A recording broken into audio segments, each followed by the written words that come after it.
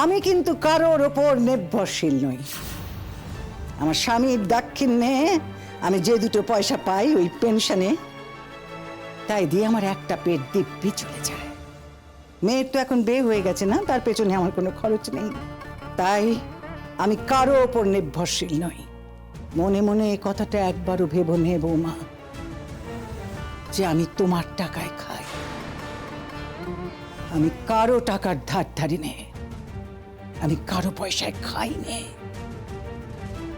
তাই কারোর মন রেখে চলার আমার কোনো প্রয়োজন নেই।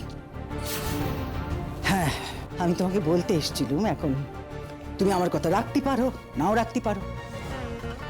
তুমি চাইলে পনুটাকে বাঁচাতে পারো, নাও বাঁচাতে পারো, আমার কিছু বলার নেই।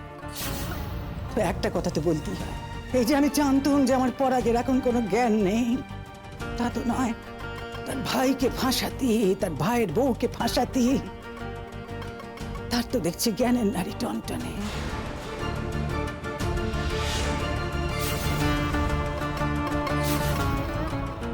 এই দুটো না আমি মেলাতে পারছি না বৌমা।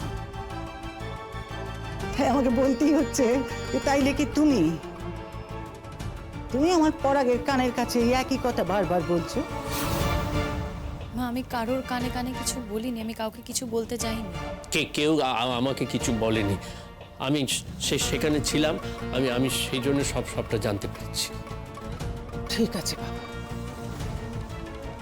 ঠিক আছে। তাইলে এক কাজ করো,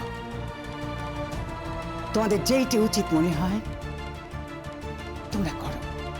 যাও যাও গে নিজের ভাইয়ের হাতে হাত কড়া পড়াও, ভাইয়ের বউয়ের হাতে হাত কড়া পড়াও। তোমার বউকে বলো, বলো বলো বলো পরাগ বাবা, বউকে বলো সে গিয়ে পুলিশকে বলুক যে পলু আর তার বউ তারা দুজনে মিলে তাকে রাস্তায় আক্রমণ করেছে, তার গলা টিপে ধরেছে, তাকে মারার চেষ্টা করেছে। বলো, ফাঁসি কাটে চলাও তাদের, ফাঁসি কাটে চলাও, হাত কড়া পড়াও। জানো তো, কাউকে মারার চেষ্টা করলে সে অপরাধের অনেক কঠিন শাস্তি হতে পারে। তাও পলুকে সেই শাস্তি, ছোড়াও, ওকে ফাঁসি কাটে। তাতে যদি তোমার আনন্দ হয় তাই করো পরাগ। তাতে যদি তোমাদের দুজনের মন ভালো থাকে তো তাই। বললাম যে ভুল হয়ে গেছে, আর কখনো বলবো না। ক্ষমা করে দিও, বলতে এসেছিলাম বলে ক্ষমা করে দিও বাবা, আর এমন ভুল হবে না কখনো। মা, আমার কথা।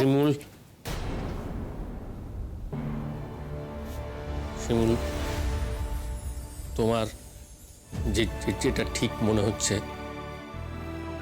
সেটাই করবে। পরাগ, তোমার কি সত্যি পুরনো সব কথা মনে পড়ছে? আমি আমি আমি আমিও সব বলতে পারবো না। আমি বলছি, তুমি যেটা ভেবেছো, তোমার যা মনে হচ্ছে তুমি সেটাই করবে। কে কে কি বলল তাতে তুমি তোমার জায়গা থেকে সরে আসবে না।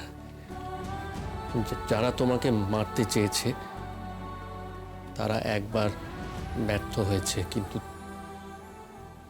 আবার চেষ্টা করতে পারে। আমি সেই জন্যই বলছি, তুমি যা ভেবেছো, যাদের ওপর তোমার সন্দেহ হচ্ছে, আর তাদের কথা তুমি বলবে অবশ্যই। মায়ের কথা তুমি ভাবছো, তুমি ভাবছো মা তো তোমার উপর রেগে গেছে, সেই জন্যে এইসব কথা বলছে। মায়ের কথা তুমি ভেবো না শিমুল। মা তো আগেও এরকম অনেকবার অনেক কথা বলেছে। মা কিছুদিন পর আবার ঠিক হয়ে যাবে। কিন্তু তুমি তোমার জায়গা থেকে সরে আসবে না। তোমার জন্য শুধু নয়, তুমি যদি বলো তাহলে আমার জন্য আমি বলছি, যারা এই কাজ করেছে তাদের মুখোশ খুলে দেওয়া দরকার। সবাই জানুক কে এই অপরাধ করেছে, শাস্তি হোক তাদের। আমি আমি আমি সেটাই চাই।